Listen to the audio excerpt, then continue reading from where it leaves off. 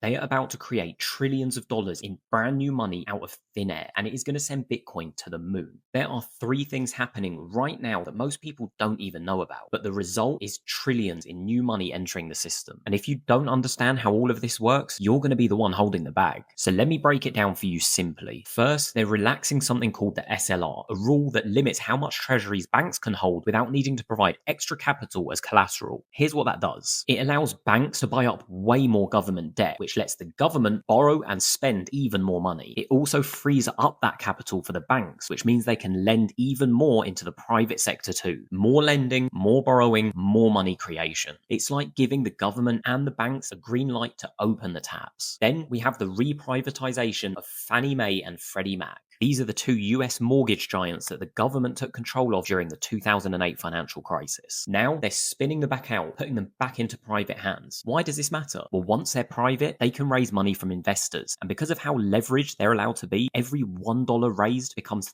$30 to $40 of new mortgage lending. That's trillions flowing straight into the housing market, which then encourages people to borrow and spend more against their homes. Finally, we're going to be getting a new US Federal Reserve chair. In 2026, Trump will get to select the successor to Jerome Powell. And we already know what's coming. Trump has spent the best part of his presidency attacking Jerome Powell for not playing ball. He wants lower interest rates, a weaker dollar, and cheaper borrowing. So whoever he appoints to run the Fed in 2026 will most definitely have to commit to rate cuts as a condition for their hire, looser policy, and a lot more money flowing into the system. All of this, every one of those moves has the same effect, increasing the money supply, quietly, indirectly, but massively. So whether or not they call it money printing, the result is the same. Your money buys you less. And remember, this all starts in the US, but because the dollar is the world reserve currency, it spreads globally. And when trillions in new liquidity gets unleashed, that money flows where it always does, into hard, scarce assets like gold and especially Bitcoin. Drop me a follow if this helped you understand what's really happening, and start stacking sats.